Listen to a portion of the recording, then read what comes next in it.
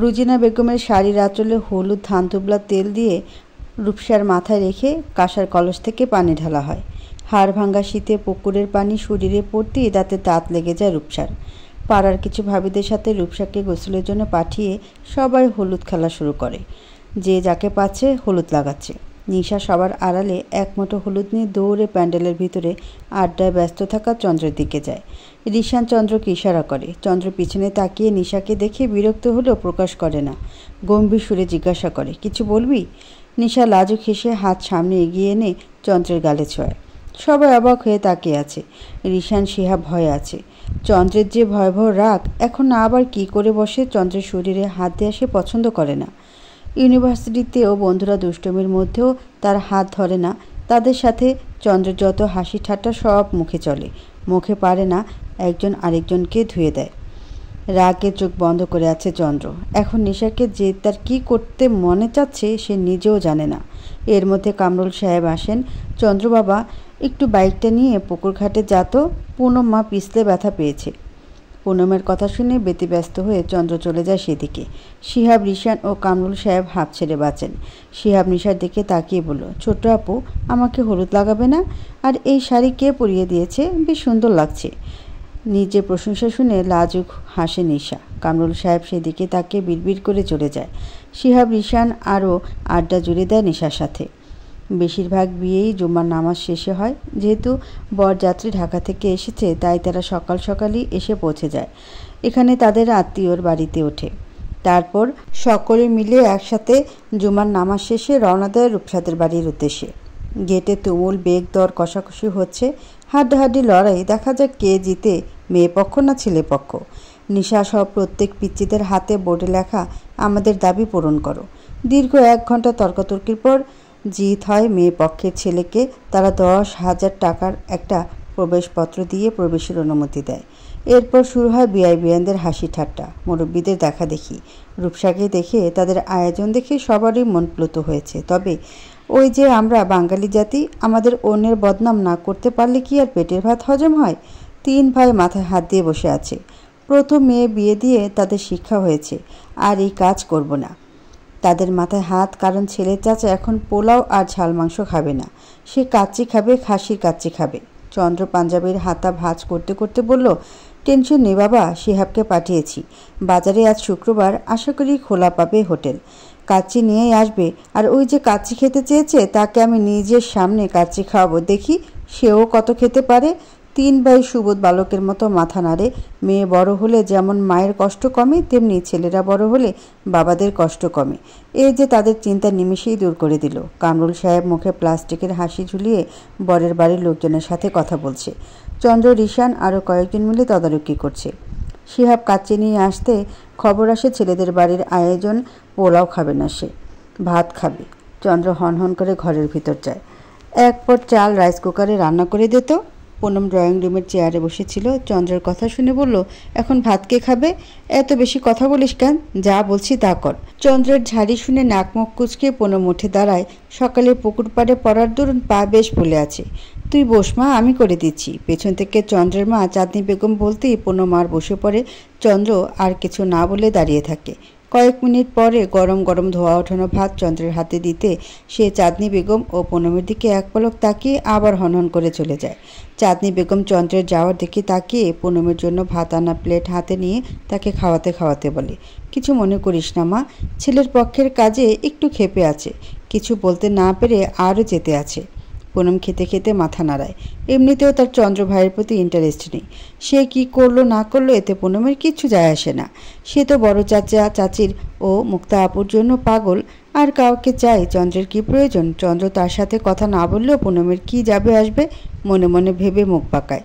পুনমের এই মনোভাব চন্দ্র জানতে পারলে পুনমের অবস্থা খারাপ হয়ে যেত। ভাগ্যিস মনের কথা কেউ পড়তে পারে না বা শুনতে পারে না। চন্দ্র ছেলের খালা ও চাচার সামনে বসে আছে।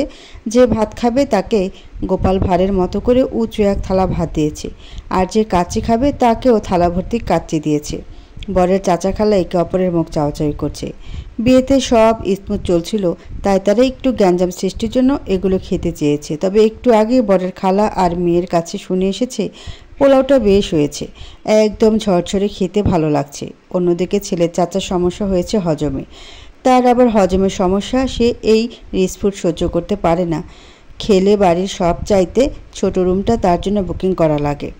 এখন এগুলো খেলে আজ আর ঢাকায় সহি সালামতে যাওয়া লাগবে না। কি হয়েছে আঙ্কেল আন্টি, খাচ্ছেন না কেন? নিন খান, এগুলো স্পেশাল আপনাদের জন্য তৈরি হয়েছে, তাই শুধুমাত্র আপনারা এগুলো শেষ করবেন। চন্দ্রের গভীর স্বর শুনে তারা মিকি হেসে খেতে শুরু করে। বরের খালা 3 ভাগের 1 ভাগ খেয়ে আর খেতে পারছে না। তার হাবভাব দেখে চন্দ্র বলল, আন্টি, এই বিয়েবাড়ির ভেজালে আমার আম্মু অনেক কষ্টে রান্না করেছে, তার উপর আমার বউটাও অসুস্থ, আপনাদের জন্য তার কাছেও যেতে পারছে না। আমার এত এত স্যাক্রিফাইসের দাম নষ্ট করবেন না। চন্দ্রের কাঁদো কাঁদো সুরে মহিলা ভেবাচাকা খেয়ে আবার খেতে শুরু করে। ওইদিকে বরের চাচারও একই অবস্থা। ইতিমধ্যে খাওয়ার পর্ব শেষ, বিয়ের পর্ব শুরু হবে। তারা এখনও এখান থেকে ছাড় পাচ্ছে না। কাবিনের টাকা নিয়েও একটু ঝগড়া করা বাকি আছে, সেটাও হচ্ছে না। বিয়েতে কাবিনের টাকা নিয়ে ঝগড়া না করলে দাম থাকে না। মেয়ে পক্ষকে বোঝাতে হবে তো। তারা ছেলে পক্ষ দুইজন একে অপরের দিকে তাকিয়ে চন্দ্রের দিকে তাকায়। কিছু বলতে নিবে তখনই শিহাব জোরে চিল্লিয়ে বলে, বিয়ে শেষ। এখন সবাই মোনাজাত ধরেছে, চন্দ্রও যেন ধরে। বিয়ের কথা শুনে তাদের চেহারা চুপসে যায়। সেই চুপসানো মুখের দিকে তাকে চন্দ্র মুচকি হেসে বলল, আঙ্কেল আন্টি, একটু হাতেই নবদম্পতির জন্য দোয়া করেন। বিয়ে শেষ হয়ে এখন পরিচয় পর্ব চলছে। সব শেষে রূপসার চাচাতো মামাতো বোনের সাথে পরিচয় হয় রূপসার বর লিমনের। পুনম ও নিশা একসাথে দাঁড়িয়ে, পুনম অবশ্য বেশিক্ষণ দাঁড়িয়ে থাকতে পারে না, বসে পড়ে চেয়ারে। আমার ছোট্ট শালিকা দেখি বেশ সুন্দরী। দুলাভাইয়ের কথায় নিশা গর্বের হাসি হেসে রূপসার দিকে তাকায়। রূপসা নাক কুচকে লিমনের দিকে তাকাতে লিমন তার কানে সকলের অগোচরে কিছু বলতে মুচকে হাসে। লিমন ভাই, পরিচয় পর্ব শেষ, এখন ওরা ভিতরে যাক। লিমন মাথা নাড়াতেই মুক্তি পুনমকে ধরে ভিতরে নিয়ে যায়। নিশা রূপসার ওড়না টানে। রূপসা ওর দিকে তাকাতেই নিশা মাথা নিচু করতে বলে। রূপসা মাথা নিচু করলে নিশা তার কানে ফিসফিসিয়ে বলল, দেখেছো আপু, চন্দ্রভাই কত পজিটিভ আমার জন্য। বিয়ে নিয়ে প্রত্যেকটা মেয়ের ফ্যান্টাসি থাকে, রূপসারও আছে। বাসর ঘরে বসে আছে রূপসা, ফুল ও সৌগন্ধি ক্যালেন্ডারের আলোয় ঝলমল করছে পুরো রুম জুড়ে। লিমন এখনও ঘরে আসেনি। শোনা যাচ্ছে বাইরে থেকে তাকে তার ভাই বোনেরা আটকেছে। সাথে ভাবিরাও অনেক কিছু বলছে। ভাবিদের কথা শুনে লাজে আদল রক্তিম ধারণ করে রূপসার। ঘড়ির কাঁটা কয়টার ঘরে জানা নেই। টিকটিক শব্দে সেদিকে তাকায়। ঘড়ির কাঁটা 1:10 ঘরে। শহরে এত রাত না হলেও গ্রামে অনেক রাত। কট করে দরজা খোলা শব্দে সেদিকে তাকায় রূপসা। দেখে লিমন নিজের শেরওয়ানি বোতাম খুলতে খুলতে এগিয়ে আসছে। আজকেও কি এভাবে লজ্জা পাবা? খাটের একপাশে বসে বলল লিমন। রূপসা লিমনের দাদির শেখানো কথা মনে পড়ে যায়। সে লিমনের কদম বুসি করতে লিমন তাকে উঠিয়ে জড়িয়ে ধরে তার ঘাড়ে মুখ গুজে। রূপসা কাপা সুরে বলল, চেঞ্জ করি? আমি করে দিচ্ছি। রূপসা তাকা লিমনের দিকে। তার চোখ মোহগ্রস্ত হয়ে পড়েছে। বুঝে রূপসা আজ নিস্তার নেই। তবে সে ক্লান্ত, সারাদিন বিয়ে, তারপর আবার জার্নি, সব মিলিয়ে ক্লান্ত। মুখে ফুটে কিছু বলার আগেই অধৈর্যরা দখল হলো লিমনের শুষ্ক অধরে। তার বেপরোয়া ছোঁয়া এলোমেলো করে রূপসার পরিধেয় পোশাক। চোখ বন্ধ করে সহ্য করে সব কিছু দাদির কথা মনে পড়ে। এটাই বুঝি স্বামীর সোহাগ, যেখানে এক ফোঁটা ভালোবাসা নেই, আছে শুধু হিংস্রতার ছোঁয়া। পুরো বাড়ি নিস্তব্ধ। মেয়ে বিদায়ের সময় রোজিনা বেগমের শরীর খারাপ হয়ে যায়, তাই তাকে আগের ওষুধ খাইয়ে ঘুম পাড়িয়ে দেওয়া হয়েছে। অঘরে ঘুমাচ্ছে নিশা, বিছানায় হাত পা ছড়িয়ে ছিটিয়ে। নিশার হাতের দিকে তাকিয়ে রাগ লাগে চন্দ্রের। তার শরীরে শুধু তার পূর্ণিমার ছোঁয়া ছাড়া আর কারো স্পর্শ সে মানতে নারাজ। রোজিনা বেগমের হাতে ব্যবহৃত বেঁচে যাওয়া কেমিক্যালটুকু বের করে নিশার হাতে ফোঁটায় ফোঁটায় ভরিয়ে তুলে নিমিশিয়ে ফর্সা হাতখানা লাল টকটকে হয়ে যায়। সেদিকে হিংস্র চোখে তাকিয়ে বাঁকা হাসি দিয়ে চলে যায়। কী ভাবে এ পিচি? তার সাথে একটু কথা বলে তাই সে তাকে পছন্দ করে? ভুল ধারণা। পিচি, তোর থেকে জাস্ট আমার পুনমের ইনফরমেশন নেওয়ার দরকার, তাই কথা বলি। না হলে এই চন্দ্রের জীবনে পুনমবিহীন কোনো পরনারীর অস্তিত্ব নেই। চন্দ্র নিশার ঘরের বারান্দা দিয়ে চুপিসারি বেরিয়ে চলে যায় সেই দক্ষিণা জানালার ধারে। আজও সবাই একসাথে ঘুমিয়ে আছে। তবে আজ পুনমের পাশে বালিশ আছে, যাতে তার গায়ে কোনো বোন হাত পা তুলে না দিতে পারে। চন্দ্রের মনে পড়ে সেই দিনের কথা। চন্দ্র তার পরের দিন সকালে রিমিকে পাক্কা 1 ঘন্টা এক পায়ে দাঁড় করিয়ে রেখেছিল। অমাবস্যা কাটিয়ে কবে তুই আমাতে বিলীন হবি পুনম? এই চন্দ্র যে তার পূর্ণিমায় বিলীন হওয়ার জন্য অধীর আগ্রহে অপেক্ষা করছে। মনে মনে ভেবে আবার বিড়বিড় করে বলল, দ্রুত বড় হয়ে যা আমার পূর্ণিমা, আর তো যাতনা সহে না। সকাল সকাল নিশার চিৎকারে ঘুম ভাঙে সবার। কাল অনেক রাতে ঘুমানোর ফলে সবাই একটু দেরি করে ঘুম থেকে ওঠে। রোজিনা, পারভেজ সহ সবাই নিশার ঘরে যায়। নিশা তার ডান হাত পায়ে ফু দিয়ে সামনে কাছে। পারভেজ, রোজিনা দৌড়ে তার কাছে যায়। কী হয়েছে নিশা মা, হাত এভাবে পড়লো কেমনে? জানি না আব্বু, আমি ঘুমের তালে হাত নাড়াচাড়া করতে যেয়ে ব্যথা অনুভব করি, পরে ব্যথা বাড়লে তাকিয়ে দেখি এই অবস্থা। পারভেজ, নিশাকে দ্রুত হাসপাতালে নিতে হবে, ওরে কোলে নেই। কামরুল সাহেবের কথা শুনে পারভেজ সাহেব দ্রুত নিশাকে কোলে নেয়। মিরাজ সাহেব গাড়ি ডাকে রোজিনাও কাঁদতে কাঁদতে তাদের সাথে যায়। তবে কামরুল সাহেব যাওয়ার আগে নিজের স্ত্রীর দিকে তাকিয়ে তাকে চোখ দিয়ে শাসিয়ে যায়। স্বামীর চোখ দেখে চাঁদনি বেগমের বুঝতে বাকি থাকে না যে এই কাজ কার। অন্যদিকে বাকি ছোটরা ঘুমিয়ে। চাঁদনি বেগম দীর্ঘশ্বাস ছাড়ে। এই ছেলেটা এত পাগলামি কেন করছে? ও কি বুঝতে পারছে না ওর এই আচরণ ওর আর পুনমের মাঝে বিশাল দেয়াল সৃষ্টি করবে? আপা, কি হচ্ছে বলো তো? ছোট যা নিপার কথা চাঁদনি বেগমের হুঁশ আসে। জানি না রে ছোট, জীবন কোন দিকে যাচ্ছে, ভবিষ্যতে কি হবে ভেবেই ভয় লাগছে। আনমনের কথাটা বলে ফেলে চাঁদনি বেগম। নিপা বেগম তার কথার আগামাথায় কিছুই বুঝে না। কি বললা? হুঁশে ফেরে চাঁদনি বেগম আমতা আমতা করে বলল, কিছু না, চল রান্না বসাই, ছেলে মেয়েগুলো উঠেই খাওয়ার চাইবে। নিপা বেগম তার সাথে চলে যায় রান্নাঘরে। দুই যে একত্রে রান্না করতে থাকে। একে এক 4 বোন ঘুম থেকে উঠে, পরে পুনম ঘুম থেকে উঠে আগে হাত মুখ ধুয়ে ফ্রেশ হয়। রান্নাঘরে যেয়ে এদিক ওদিক তাকাতে তাকাতে বলল, বড় চাচি, আম্মু আব্বু, বড় চাচা, ছোট চাচা কই? হঠাৎ নিশার হাত পুড়ে গেছে কিভাবে যেন, তাই ওরে নিয়ে হাসপাতালে গেছে। কিভাবে বলেই কান্না করে দেয়। চাঁদনি বেগম এগিয়ে এসে পুনমকে শান্ত করে। বড় চাচি, আমি নিশাকে দেখতে যাব। যাবি? তাহলে চন্দ্রকে ডেকে দে, ও তোকে নিয়ে যাক। পুনম মাথা নাড়িয়ে চন্দ্রের ঘরের দিকে যায়। নিচে তোষক পেতে একা চন্দ্র ঘুমিয়ে আছে। খাটে রাইন, রিশান, শিহাব। গতকাল পুনমের ফুপি চলে গেলেও শিহাব, রিশান থেকে গেছে। ওরা চন্দ্রের সাথে ঢাকা যাবে। পুনম হাঁটু গেড়িয়ে বসে। চন্দ্রভাই, চন্দ্রভাই। পরপর 2 বার কাঙ্ক্ষিত ডাকে ঘুম পাতলা হয় চন্দ্রের। পিটপিট করে তাকিয়ে পুনমের চিন্তিত চেহারা দেখে মিষ্টি হাসে। সে হাসির দিকে খেয়াল নেই পুনমের সে বোনের চিন্তিত। ইস, এরকম সকালটা যদি প্রতিদিন আসতো, বিড়বিড় করে বলল চন্দ্র। পুনম এবার জোরে চন্দ্রকে ডাক। গাভীর মতো চেঁচামেচি করছিস কেন? আমি বধির না। কখন থেকে ডাকছি শুনেন না কেন? আমাকে হাসপাতালে নিয়ে চলেন, নিশার হাতে কি যেন হয়েছে। বেশি কিছু না, 2-1 দিন গেলেই ঠিক হয়ে যাবে। আর মোড়া ভেঙে বলে চন্দ্র। আমার বোনটা হাসপাতালে আর আপনি এমন কথা বলছেন? যান, আপনার নিয়ে যাওয়া লাগবে না, আমি শিহাব ভাইকে বলছি। বলে শিহাবের গায়ে হাত দিয়ে ডাকতে যায়। চন্দ্র জোরে একটা চিল্লানি দেয়। ধরছিস কেন রে? না ধরে ডাক দেওয়া যায় না? আমাকে তো একবারও ধরিসনি। চন্দ্রের চিল্লাচিল্লি শুনে ঘুম ভাঙে বাকি 3 জনের। কি হয়েছে চন্দ্র? বুঝতে না পেরে শিহাব বলে। চন্দ্র হিংস্র চোখে একবার পুনমের দিকে তাকিয়ে চোখ বন্ধ করে। শিহাব চন্দ্রের দিকে একবার তাকিয়ে পুনমের দিকে তাকায়। দেখে পুনম কাপা পায়ে দাঁড়িয়ে আছে, চোখ জোড়া ছলছল। শিহাব বুঝে কিছু একটা হয়েছে। চন্দ্র রাগ কন্ট্রোল করে গম্ভীর সুরে বলল, রেডি হও, নিয়ে যাব। আমার সামনে এরকম ফ্যাস করে কাঁদবি না একদম। চোখে সুপার গ্লু লাগিয়ে দিয়ে চোখ বন্ধ করে দেব, তখন দেখব এরকম চোখের পানি কিভাবে পড়ে। যা। চন্দ্রের এরকম থ্রেড ও চিলাচিলি শুনে পুনম দৌড়ে ঘরের থেকে বেরিয়ে যায়। শিহাব, রিশান পুনমে যাওয়ার দিকে একবার তাকে দীর্ঘশ্বাস ছাড়ে। এখন চন্দ্রকে কিছু বলা মানে হিতে বিপরীত হওয়া পরিস্থিতি। নারীরা কোমলমতি। কুমড়ার যেমন কাদামাটিকে নিজের হাতের শিল্পে যেমন খুশি তেমন রূপ দেয়, তেমনি নারীরা যেখানে যেরূপ প্রয়োজন তেমনি ধারণ করে, আবার একটু আদর যত্নে তৈরি হয় সুন্দর ভাস্কর্য। রূপসা এক দৃষ্টিতে তাকিয়ে আছে সদ্য স্বামী লিমনের দিকে। এই লোকটা এখন কিভাবে উদ্বিগ্ন হয়ে তার যত্ন নিচ্ছে, তাকে দেখে মনেই হচ্ছে এই লোকটা কাল রাতে হিংস্র ছিল। তার হিংস্রতার রেশ রূপসার দেহে ব্যথা সৃষ্টি করে। সেই লিমন এখন তার যত্ন নিচ্ছে, নিজের হাতে একটু আগে তাকে গোসল করিয়ে এখন যত্ন করে তাকে খাইয়ে দিচ্ছে। রূপসাকে এক দৃষ্টিতে তাকিয়ে থাকতে দেখে লিমন আড়ালে হাসে। এই যে একটু যত্ন নিচ্ছে, এতেই কাজ হয়ে যাবে।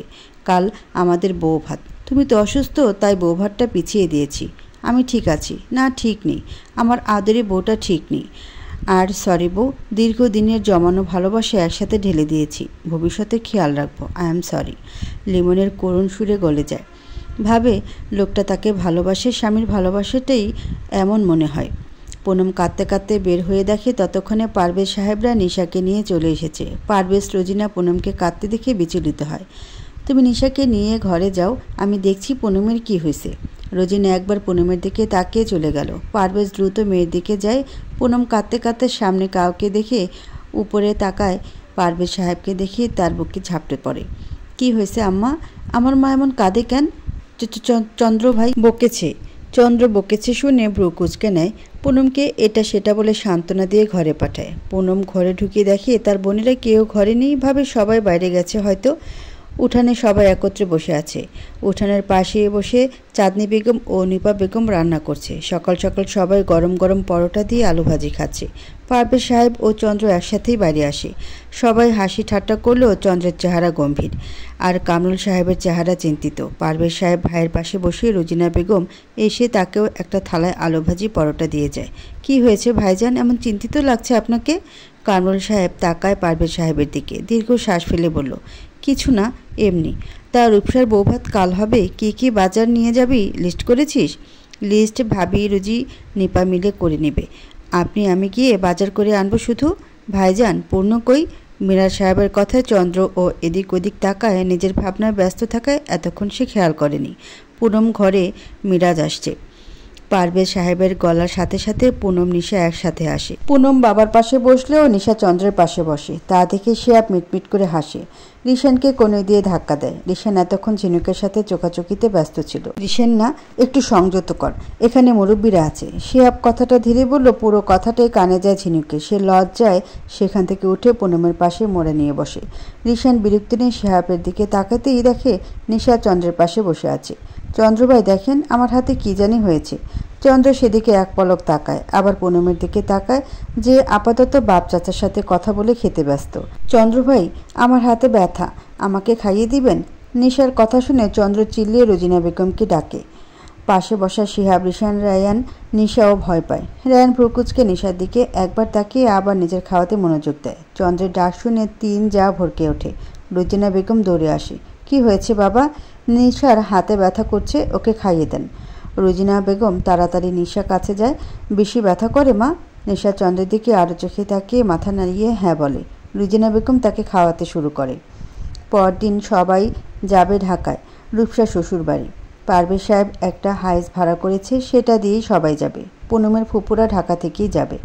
নিশা লেহেঙ্গা পরে রেডি হয়ে আগে ভাগে চন্দ্রের পাশে দাঁড়িয়ে থাকে। মুক্তি, পুনম, ঝিনুক, রিমি পরে আসে। এরা চারজনে 3 পিস পরেছে। বরাবরের মতো পুনমের মাথায় ওড়না। চন্দ্র সেদিকে অপলক তাকিয়ে আছে। পুনম মাথার ঘোমটা আর একটু টানার জন্য হাত উঁচু করতে হাতের চুরির নৃত্য চন্দ্রের হৃদয়ে তোলপাড় সৃষ্টি করে। দ্রুত সবাই বের হও, সময় যাচ্ছে, ঢাকায় গেলে জামে পড়তে হবে। কামরুল সাহেবের কথায় ঘোর ভাঙে চন্দ্রের। সে আর কিছু না বলে নিজের সিটে বসে রোজিনা বেগম বাদে সবাই যাচ্ছে। চন্দ্র বসে তার পাশে রিশান বসতে নিলে কোথা থেকে নিশা এসে বসে পড়ল। রিশান ভাই, তুমি পিছনে পুনম আপার সাথে বসো, আমি এখানে বসি প্লিজ। রিশান রাজি হয়ে যেতে নিলে শিহাব রিশানকে আটকায়। চোখ দিয়ে ইশারায় বলে চন্দ্রের দিকে তাকাতে। রিশান চন্দ্রের দিকে তাকাতে দেখে চন্দ্র রক্ত চক্ষু দিয়ে তাকিয়ে আছে রিশানের দিকে। হ্যাঁ হ্যাঁ, যেমন আমি। আবার নিশার দিকে তাকিয়ে বলল, হিসু, আমি নিশু, তুই নেমে যাবন, আমি এখানেই বসবো। না না, আমি এখানেই বসবো বলেই সেখানে বসে পড়ে। নিশু পিছনে গিয়ে বস। চন্দ্রের গম্ভীর সুরে নিশা ভয় পায়। চুপচাপ নেমে মায়ের পাশে বসে পড়ে। রায়ান বলল, চন্দ্র ভাইয়া, এই ঢঙ্গিটা নেয়ার কি দরকার? এদের দেখলে রাগ ওঠে। রায়ান, ওই হিসু হইল তোর চন্দ্র ভাইয়ের সিসিটিভি ক্যামেরা। এর জন্য ওরে কিছু বলে না। এর জন্য ওর গালজোড়া এখনও আস্ত আছে, নাহলে কবে ওই গাল সরকারি খাল হয়ে যেত। শেহাবের কথা রিশান ও রায়ান উচ্চস্বরে হেসে ওঠে। চন্দ্র চুপচাপ গম্ভীর সুরে বসে রইল। 13 জনের গাড়িতে 14 জন বসেছে। নিশাকে পারভেজ সাহেব কোলে নিয়ে বসেছে। তখনই রায়ান বলল, কী রে নিশা, তুই নাকি বড় হয়ে গেছিস, এখন দেখি হিসু বিবি চাচুর কোলে উঠে বসে পড়েছে। রায়ানের কথা নিশা রাগে চোখে তাকিয়ে আবার চুপ করে বসে আছে। তার মন এমনিতেই খারাপ, তাই সে এখন কোনো উত্তর দিল না। কমিউনিটি সেন্টারের সামনে গাড়ি থামতেই দৌড়ে নামে নিশা। পারভেজ সাহেব, কামরুল সাহেব, মিরাজ সাহেব বিআই বিয়ানদের সাথে কথা বলে। ভিতরে যাওয়ার আগে ডিক্কিতে বাজার সদাই আছে তা নামাতে বলে। ছেলের বাড়ির লোকজন বাজার দেখে হতবাক। সবাই বলাবলি করছে, যাক, লিমন গ্রামে বিয়ে করলেও জিতে গেছে। লিমন রূপসা বড় আসনে বসেছিল। রূপসার বাবা চাচাদের দেখে এগিয়ে আসে, সবার সাথে কুশল বিনিময় করে। লিমন শ্বশুরবাড়ির লোকের আপ্যায়নে লেগে পড়ে। বড় আপারে, তোরে কত সুন্দর লাগছে, এত সুন্দর করে কে সাজিয়ে দিল? তোর দুলাভাই পার্লার থেকে লোক আনিয়েছে। আপা, তোর কি ভাগ্য রে। পিছন থেকে মুক্তি, ঝিনুক, রিমি, পুনম আসে। সবাই অনেক কথা বলে। পুনম রূপসার দিকে তাকায়। আজকে রূপসার চোখ হাসছে না। আপা তুমি ভালো আছো? এই কথাটা এতক্ষণ কেউ জিজ্ঞাসা করে নাই। সবাই জামাই কেমন, শ্বশুরবাড়ির লোকেরা কেমন, ভালোভাবে চলবি, আরও কত কথা বললো, অথচ কেউ জিজ্ঞাসা করলো না যে কেমন আছো। আচ্ছা, এই কথাটা রূপসার কাছে এত মধুর কেন লাগছে? বৌভাতের অনুষ্ঠান শেষে নিয়ম অনুযায়ী নায়র যাওয়ার কথা রূপসার লিমনকে নিয়ে। তবে লিমন এখন যাবে না, সে কাল কক্সবাজার যাবে রূপসাকে নিয়ে। মন খারাপ হয় সবার। রূপসার মাথায় হাত বুলিয়ে সবাই চুপচাপ বের হয়ে যায়। পুনম যাওয়ার আগে রূপসাকে আরেকবার জড়িয়ে ধরে নিশা বলে, আপা কত ভালো বর পেয়েছিস, তোকে কক্সবাজার ঘুরতে নিয়ে যাবে। রূপসার মধ্যে কোনো উৎফুল্লতা দেখা দিল না। তাকে দেখে মনে হচ্ছে সে কক্সবাজারের থেকে বাবার বাড়ি যেতে পারলে বেশি খুশি হতো। মেয়েদের কি কপাল, হ্যাঁ? কাল পর্যন্ত রূপসা যে বাড়ির রাজকন্যা ছিল, আজ তাকে সেই বাড়িতে যাওয়ার জন্য অন্যের অনুমতি নিতে হয়। রাত 8টা বাজে। চন্দ্র তড়িঘড়ি করে বাসার মেন গেট খুলতেই ড্রয়িং রুমে বাবা চাচাদের বসা দেখতে পায়। কামরুল সাহেবরা কেউ আজ আর গ্রামে ফিরে যায়নি। পারভেজ সাহেব পুনম নিশাকে নিয়ে চলে গেছে। রুজিনা বেগম বাসায় একা দেখে। মিরাজ সাহেব কাল চলে যাবেন চট্টগ্রামের উদ্দেশ্যে, তার কর্মস্থল সেখানে। ড্রয়িং রুমে গম্ভীর কামরুল সাহেবকে দেখে এগিয়ে যায় চন্দ্র। তার সামনে দাঁড়িয়ে জিজ্ঞাসা করে, কি হয়েছে বাবা? চন্দ্রর কথা শেষ হতে দেরি কামরুল সাহেবের থাপ্পড় মারতে দেরি নেই। রক্ত চক্ষু নিয়ে গালে হাত দিয়ে তাকিয়ে থাকে বাবার দিকে। কি হয়েছে তুমি জানো না? বাড়িতে থাকতে আমি তোমাকে প্রথম দিনই সাবধান করেছিলাম, তারপরও কেন নিশার হাতে তুমি এরকম করেছো? নিশা আমার গালে হাত দিয়েছিল। তোমরা সবাই জানো আমি নিজের গায়ে কারো ছোঁয়া মেনে নিতে পারি না, তাই বলে মেয়েটার হাতের এই অবস্থা করবে? আমি তোমাকে সাবধান করছি চন্দ্র, তুমি যদি এরকমই বেপরোয়া থাকো, আমি তোমার থেকে পুনমকে সরাতে বাধ্য হব। পারভেজকে দিয়ে পুনমকে অন্য জায়গায় সরাতে বাধ্য হব। কামরুল সাহেবের কথা শেষ হতেই গ্লাস ভাঙা ঝনঝন আওয়াজে ড্রয়িং রুমে উপস্থিত সবাই কেঁপে ওঠে। এ বাবা, তোমরা জানো না পুনম আমার জন্য কি? হ্যাঁ, তুমি এই কথাটা কিভাবে বলতে পারলা বলো তো? আমি পুনমবিহীন নিশ্চিহ্ন, সেটা তোমরা জানো না? বলতে বলতে ড্রয়িং রুমের এদিক ওদিক পায়চারি করছে আর নিজের চুল খামচে ধরছে। চাঁদনি বেগম, নিপা বেগম চন্দ্রের এই রূপ দেখে আঁচলে মুখ গুজে কেঁদে দেয়। কামরুল সাহেব ইশারা করতে শিহাব রিশান এসে চন্দ্রের ঘাড়ে ইঞ্জেকশন পুশ করতে চন্দ্র শিহাবের দিকে তাকিয়ে ঢলে পড়ে।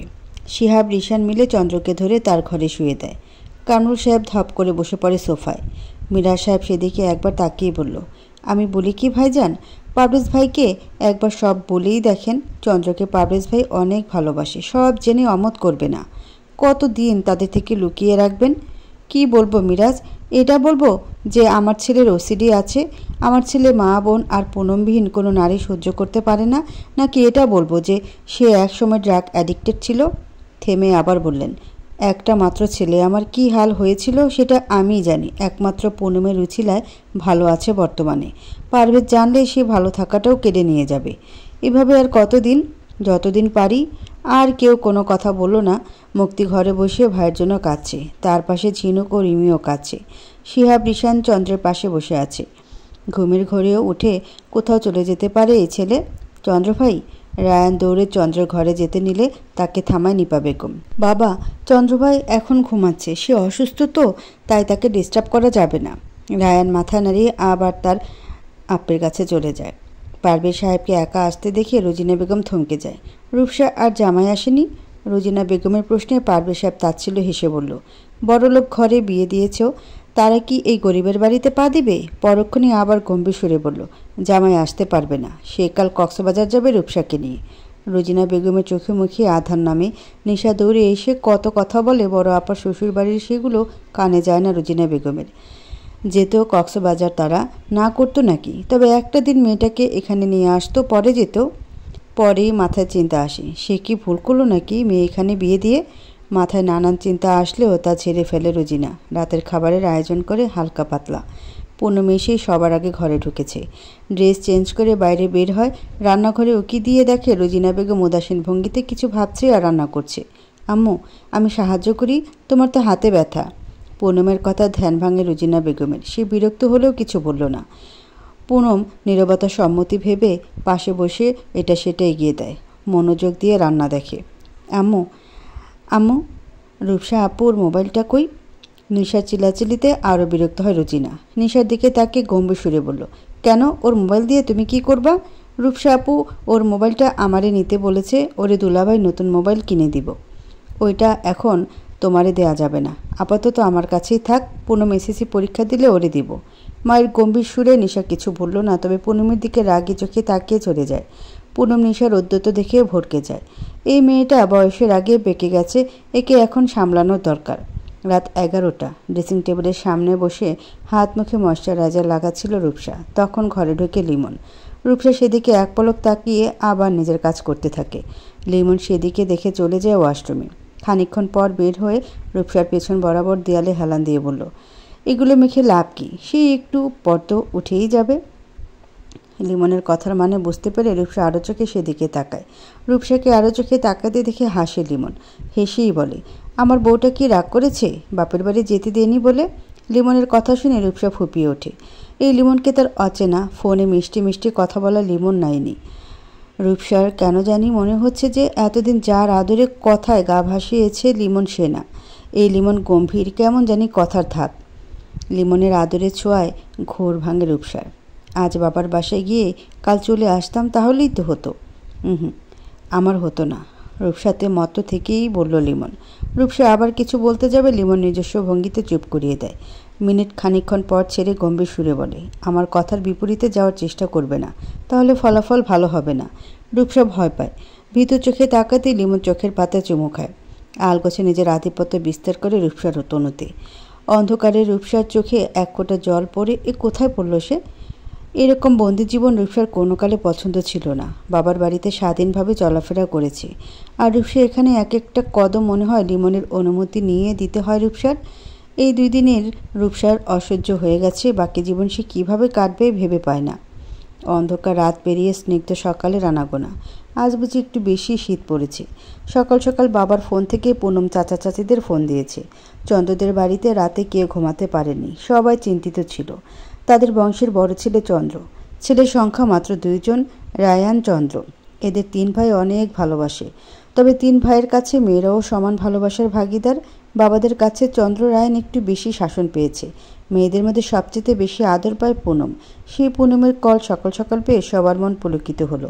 আসসালামু আলাইকুম বড় চাচা, কেমন আছেন? চাচি কই? ছোট চাচা কই? ছোট চাচি কই?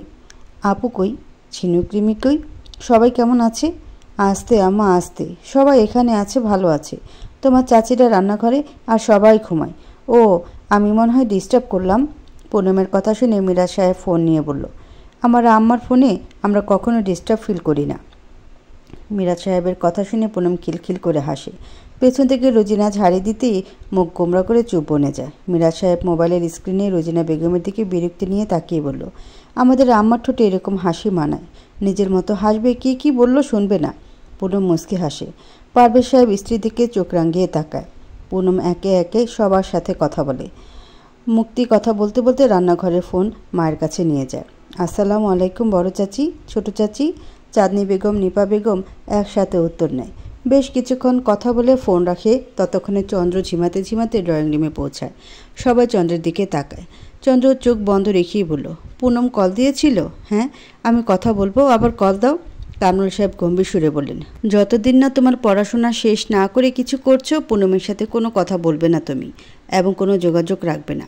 বাবার কথা শুনে চন্দ্র তরাক করে চোখ খুলে উত্তেজিত হয়ে বলে, এটা কেমন কথা বাবা? আমি তোমাদের কথা মানতে রাজি না।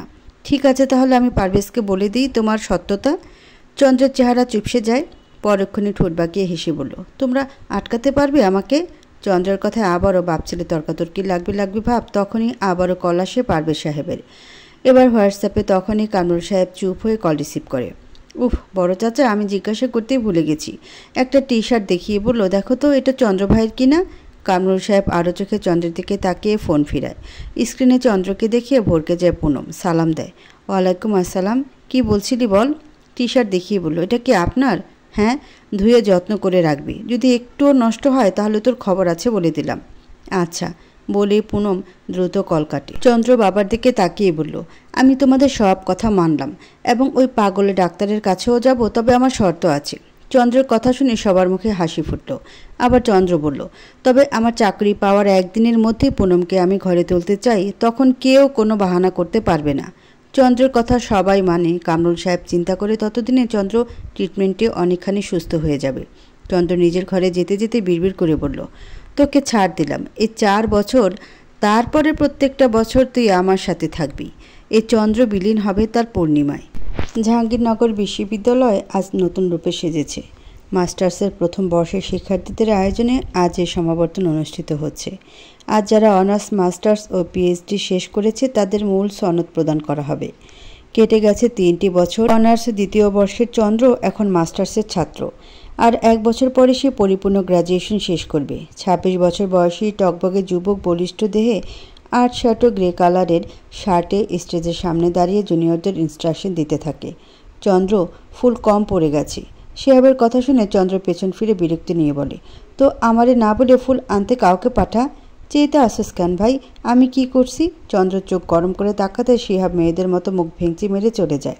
শিহাব যেতে চন্দ্র ফোন বেজে ওঠে। চন্দ্র পকেট থেকে ফোন বের করতে দেখে তার চাচা মিরাজ সাহেব ফোন দিয়েছে। আসসালামু আলাইকুম ছোট চাচা। ওয়ালাইকুম আসসালাম। কেমন আছিস চন্দ্র? আলহামদুলিল্লাহ। কথা বলা যাবে এখন আব্বা? হ্যাঁ বলো। চন্দ্র সাইডে এসে বলে, আমার হাতে একটা ভালো চাকরি আছে, মাল্টি ন্যাশনাল কোম্পানির অ্যাসিস্ট্যান্ট ম্যানেজার পদে।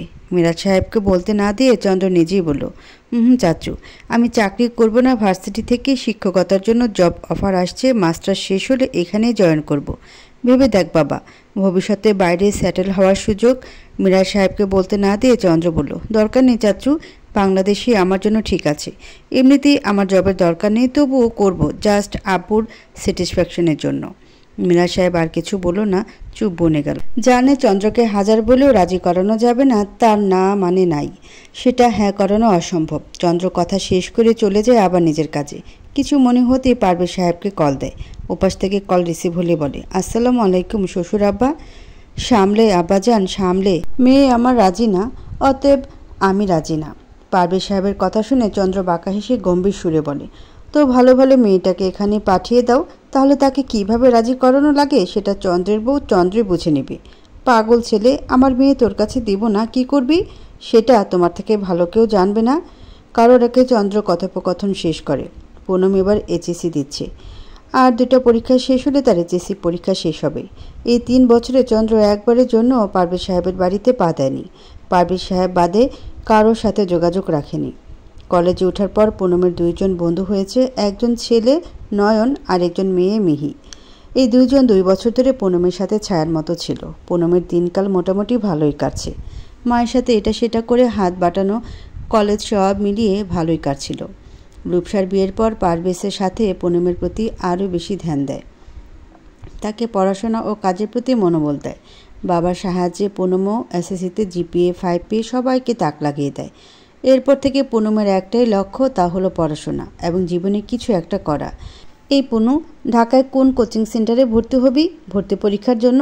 জানি না আব্বু জানে। তুই কি করবি? নয়নের দিকে তাকিয়ে বলল পুনম। নয়ন মিহির দিকে এক পলক তাকিয়ে বলল, মেডিকেলে পরীক্ষা দিব, হলে ভালো, না হলে ঢাকা বিশ্ববিদ্যালয়, এছাড়া আর কোনো ইচ্ছা নেই। আর ভাইয়া বলছি ইউসিসিতে ভর্তি করিয়ে দেবে। আমিও জানি না আব্বু কি বলে। মিহির দিকে তাকিয়ে বলে, কী রে মিহি, তুই কি করবি? মিহি উদাস ভঙ্গিতে বলে, জানি না, আমার আব্বার আমাকে ঢাকায় কোচিংয়ে ভর্তি করানোর মতো সামর্থ্য নাই, তোরা তো জানিস, তবুও ঘরে পড়ে যতটুকু পারি তাই করব, চিন্তা করিস না, আমরা তোকে হেল্প করব। পুনম নয়ন একসাথে বলে ওঠে। বন্ধুদের কথা শুনে মিহি মুচকি হাসে। সে হাসি দেখে পুনম নয়নও হাসে। কথা বলতে বলতে পুনমের বাসা চলে আসলে পুনম চলে যায়। বাসায় ঢুকতে কোথা থেকে মুক্তি দৌড়ে এসে পুনমকে জড়িয়ে ধরে। পুনম ও মুক্তিকে জড়িয়ে ধরে। আপু বলে চিৎকার দেয়, তুমি এখানে? হ্যাঁ, কাল তোর পরীক্ষা শেষে পরশু তোকে নিয়ে ঢাকা যাব। পরশু ঢাকা যাব? কই, আব্বু তো কিছু বলল না। চাচু তো মানতে রাজি না, তার কথা আর কিছুদিন পরে তোকে পাঠাতে চেয়েছিল, কিন্তু আব্বু রাজি করিয়েছে। সত্যি? মুক্তি মাথা নাড়ায়। 2 বোন আরও অনেক কথা বলতে বলতে ঘরে যায়। আজ মুক্তি একাই এসেছে, কামরুল সাহেব গাড়ি ঠিক করে পাঠিয়েছে। সে আসতে চাইলেও ব্যবসার কাজের জন্য আসতে পারেনি। বর্তমানে কামরুল সাহেবের ব্যবসা বেশ ফুলে ফেঁপে উঠেছে। ঢাকা শহরের বাড়িটা ডুপ্লেক্স করেছে, গাড়ি করেছে। পারভেজ সাহেবেরও ব্যবসা উন্নতি হয়েছে, সবাই বেশ ভালোই আছে। তবে এই 3 বছরে সবাই যাওয়া আসা করলেও চন্দ্র ও পুনম কেউ কারো বাসায় যায়নি। খাওয়ার টেবিলে সবাই খেতে বসেছে। নিশা রোজিনা বেগমকে কিছু ইশারা করে বললে রোজিনা বেগম পারভেজ সাহেবের উদ্দেশ্যে বলে, পুনম ঢাকায় পড়তে যাচ্ছে, নিশাও এবছর কলেজে ভর্তি হয়েছে। আমি বলি কি, নিশাকেও ঢাকায় কোনো কলেজে ভর্তি করিয়ে দিলে ভালো হয় না? 2 বোন একসাথে কলেজে যাবে আসবে। পারভেজ সাহেব রুজিনা বেগমের কথা শুনে তাকায় তার দিকে, আবার নিশার দিকে তাকায়। তুমি তো ঢাকায় যেতে চাওনি বলে আমি এখানের কলেজে তোমাকে ভর্তি করিয়ে দিছি। আব্বু, তখন ভেবেছি এখানে ভালো কলেজ, কিন্তু এখানের কলেজ একদম ভালো না। অথচ পুনমও ওই কলেজ থেকে এবার ইন্টার দিচ্ছে। নিশা আর কিছু বলে না, মাথা নিচু করে খেতে থাকে। পুনম মুক্তি একে অপরের দিকে তাকে আবার খেতে থাকে। রুজিনা বেগম গম্ভীর সুরে বলল, নিশা তখন যেতে চায়নি, এখন যাক, সমস্যা কি? পারভেজ সাহেব এবার ইমোশনালি ব্ল্যাকমেল করে বলল, মেয়েকে ছাড়া তুমি থাকতে পারবে? নিশা চলে গেলে তুমি একা হয়ে যাবে না?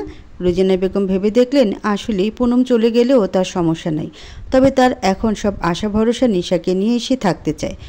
তাও ঠিক। নিশা আম্মা, তোমার কোথাও এখন যাওয়া লাগবে না। নিশা রুজিনা বেগমের কথা নাক ফুলিয়ে মুক্তির সাথে কথা বলতে খেতে থাকা পুনমের দিকে তাকায়। মনে মনে সে পুনমের প্রতি ক্ষুব্ধ। এই কাইল্লা চাঁদ ঢাকা শহরে পড়ব, চন্দ্র ভাইয়ের বাড়িতে থাকবে, তা কিছুতেই মেনে নেওয়া যায় না। মনে মনে ভেবে ভাতে মুঠো করে চটকায়, যেন পারে না পুনমকেই চটকে দিচ্ছে। খাওয়া দাওয়া শেষে পুনম মুক্তি একসাথেই ঘুমায়। কাল ঝিনুকরাও যাবে ঢাকায়। 3 বোন ঝিনুক, রিমি, পুনম 3 জন একসাথে কোচিং করবে মুক্তিদের বাসা থেকে। 2 দিন থেকে পুনমকে নিয়ে ঢাকার উদ্দেশ্যে রওনা দেয়। দীর্ঘ 5 ঘন্টা জার্নি শেষে পুনম মুক্তি ঢাকার সাভারে পৌঁছায়। পুনমের আসার খবর পেয়ে চাঁদনি বেগম বেজায় খুশি। সকাল থেকেই পুনমের পছন্দের রান্না করছে। গাড়িটা উঠোনে থামতেই চাঁদনি বেগম দৌড়ে আসে, সাথে কাজের মেয়ে জরিনা। ওই তো আমার শাশুড়ি আম্মা চলে এসেছে। মুক্তি ক্লান্ত পুনমকে গাড়ি থেকে নামায়। চাঁদনি বেগম দৌড়ে পুনমকে ধরে কপালে গালে হাত দিয়ে বলে, কি হয়েছে পূর্ণমা? কিছু না চাচি, ওই গাড়িতে 3 বার বমি করে ক্লান্ত হয়ে গেছি, এই যা। চল চল ভিতরে চল। পুনমকে নিয়ে ভিতরে যায় তারা। পুনম বাড়ির চারদিকে দেখতে দেখতে ভিতরে যায়। পুনমকে তার বরাদ্দকৃত রুমে নিয়ে যায়। পুনম হাত মুখ ধুয়ে একটা ঘুম দেয়। এক ঘুমে রাত 11টায় ঘুম ভাঙে। খিদে পেটে ইঁদুর দৌড়াদৌড়ি করছে টের পেয়ে হাত মুখ ধুয়ে ঘর থেকে বের হয়। নিচে ডাইনিং টেবিলের সামনে এসে কাউকে না পেয়ে এদিক ওদিক তাকায়। কাউকে না পেয়ে ধীর পায়ে রান্নাঘরের দিকে যায়। এই বাড়িতে না আসলেও ভিডিও কলে এই বাড়ির প্রতিটি কোণা পুনমের দেখা। সেই অনুযায়ী রান্নাঘরের ফ্রিজে চেক করে কি আছে। উবু হয়ে ফ্রিজে দেখতে থাকে কি কি আছে। এর মধ্যে পেছন থেকে ঘাড়ে কারো গরম নিঃশ্বাস পেতে ভয় পায় পুনম। ঘন ঘন গরম নিঃশ্বাস পড়ছে পুনমের ঘাড়ে। ভয় পায় পুনম। চোখ বন্ধ করে বিড়বিড় করে আয়াতুল কুরসি, দোয়া ইউনুস সহ সকল দোয়া বিড়বিড় করে পড়তে পড়তে পেছনে ফিরে। পেছনে তাকিয়ে চমকে ওঠে। কেউ নেই। অবাক হয়ে পুনম তার স্পষ্ট মনে আছে তার পেছনে কারো গরম নিঃশ্বাস পড়েছে, কিন্তু এখন কেউ নেই।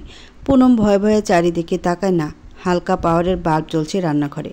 হঠাৎই খচখচ শব্দে পুনম ওরে বাবারে বলে এক দৌড়ে ঘরে যেয়ে কম্বলের নিচে ঢুকে। এই পূর্ণ, এভাবে কাঁদছিস কেন? কম্বলের নিচে উকি মেরে বলল মুক্তি। আপু, ভূত রান্নাঘরে, ভূত। কি বলে মুক্তি ও পুনমের সাথে কম্বলের নিচে ঢুকে পড়ে, হাতে পাস্তার বাটি। হ্যাঁ আপু, আমি ঘুম থেকে উঠতেই আমার অনেক খিদে পায়। কিছু খাওয়ার জন্য রান্নাঘরে যেতেই পিছনে কারো আভাস পাই। পরে পেছনে ফিরে কাউকে পাইনি। পুনমের কথা শুনে মুক্তি বুঝতে পারে কে হতে পারে। মুক্তি টপিক চেঞ্জ করার জন্য বলল, নে পাস্তা খা, তোর জন্য বানিয়েছে। পাস্তা পেয়ে পুনম দ্রুত বাটি হাতে নিয়ে খাওয়া শুরু করে। খাওয়ার মাঝে মুক্তিকে সারতেই মুক্তি বিরস মুখে না করে দেয়। পুনম আর সেদিকে না ঘেটে নিজের মতো খাওয়া শুরু করে। আপু, এত মজার পাস্তা কবে থেকে রান্না করতে পারো? অনেক মজা হয়েছে। আমি তো কিছুই পারি না। পুনম ঠোঁট উল্টে বলল। পুনমের কথা শুনে মুক্তি বিড়বিড় করে বলে, এই পাস্তা কি আমি রান্না করেছি নাকি? এই পাস্তা তো তোর জন্য অন্য কেউ বানিয়েছে, সাথে একটা থ্রেডও দিয়েছে। এর থেকে 1 পিসও আমার পেটে গেলে পেট কেটে সেই পাস্তা বের করা হবে। এই আপু, পুনমের ডাকে মুক্তির ধ্যান ভাঙে। পুনমের দিকে তাকে মুচকি হেসে বলল, আমি করেছি কোনো রকম ইউটিউব দেখে। ও আচ্ছা, তোর খাওয়া শেষ, এবার আমি যাই, তুই ঘুমা। পুনম মাথা নেড়ে হ্যাঁ বলতেই মুক্তি চলে যায়। পুনম হাত মুখ ধুয়ে আবার বিছানায় শুয়ে পড়ে। অনেকক্ষণ এপাশ ওপাশ করলেও নিদ্রা ভর করে না পুনমের 2 চোখে। ফোন উঠায় বাবাকে ফোন করার জন্য, পরে ঘড়ির দিকে তাকিয়ে মত ঘোরায়। এলোমেলো ভাবনা ভাবতে ভাবতে কখন জানি ঘুমিয়ে পড়ে টের পায় না। কয়েক মিনিটের মধ্যে গভীর ঘুমে যেতেই পুনমের ঘরে কেউ প্রবেশ করে। কাত হয়ে শোয়া পুনমের পাশে বসে হাঁটু গেড়ে পুনমের মায়াবী চেহারা দেখতে থাকে। কি আছে এই শ্যামপুরীতে যা আমাকে এত টানে? মনে মনে ভেবেই মুচকি হাসে। হ্যাঁ, সে তার মনের উত্তর পেয়ে গেছে। আমি জানি তুই আমাকে ভয় পাস, তবে তোর এই ভয়টা আমার বেশ লাগে। ঘুমটা মাথায় দিয়ে নিচু মস্তকে যখন চোরা চোখে তাকাস, তখন তোকে খেয়ে ফেলতে মন চায়। তবে কি করব, ওই যে কন্ট্রোল করা লাগে। পুনমের কানে ফিস ফিসিয়ে বলে চন্দ্র। ঘুমের ঘুরে পুনম নড়াচড়া করতেই চন্দ্র উঠে দাঁড়ায়। নিঃশব্দ পায়ে চলে যায় নিজের ঘরে। চন্দ্রের রুমের সাথে লাগোয়া ছোট্ট রুপটপে বসে চাঁদের দিকে তাকিয়ে আছে মস্তিষ্ক জুড়ে পুনমের ভাবনা বিচরণ। তবে টেনশন অন্য জায়গা, সেটা হলো নিশা। এই নিশাটাকে একটা শিক্ষা না দিতে পারলে চন্দ্রের শান্তি নেই, যেমন দিয়েছে রূপসাকে। রূপসার কথা মনে হতেই বাঁকা হাসে চন্দ্র। আমি তোদের সাথে এরকম করতে চাইনি, কিন্তু তোদের অহংকার তোদের ধ্বংসের দিকে ধাবিত করেছে, বিড়বিড় করে বলে চন্দ্র। কালচে পায়ে মরম লাগাচ্ছে লিমন। রূপসা সেদিকে একদৃষ্টিতে তাকিয়ে আছে। এই লোকটার ভালোবাসা বিবাহিত জীবনের 3 বছরেও বুঝতে পারেনি রূপসা। এ কেমন ভালোবাসায়, এত হিংস্র কেন এই ভালোবাসায়? এমন জীবন তো চায়নি রূপসা। বাড়ি থেকে বের হয়েছিল কেন রূপসী বেগম? আমি তা তোমাকে বলেছিলাম, তোমাকে এই কোয়ার্টারের বাইরে না যেতে, তবুও কেন তুমি বাইরে গেলে? লিমনের ঠান্ডা সুরে রূপসার ধ্যান ভাঙে। সাথে সাথে রুহ কেঁপে ওঠে রূপসার। এ কিভাবে জানে রূপসা কোয়ার্টারের বাইরে গিয়েছিল? রূপসাকে কিছু বলতে না দেখে লিমন আবারও বলে, আজ তোমার শাস্তি, তুমি এই পুড়ে যাওয়া পায়ে দাঁড়িয়ে 1 থেকে 50 বার কান ধরে উঠবোস করবে। এমন শাস্তির কথা শুনে রূপসা চমকে ওঠে। সাথে সাথে কাঁদো কাঁদো চেহারা করে পায়ের দিকে তাকায়।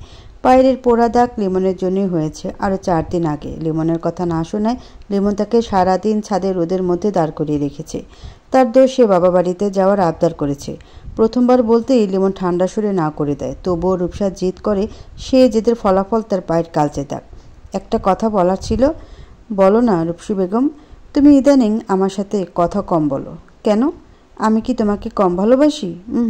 অনেক ভালোবাসি। রানীর হালে আছো তুমি। তোমার সৌন্দর্যে যাতে ভাটা না পড়ে তাই রান্নাঘরে পর্যন্ত যেতে দিই না। ঘরে যাবতীয় কাজের জন্য লোক রাখা আছে, তবুও কেন এত অনীহা? আমি এগুলো চাইনি। আমার চোখে চোখ রেখে বলতে পারবে তুমি এগুলো চাওনি?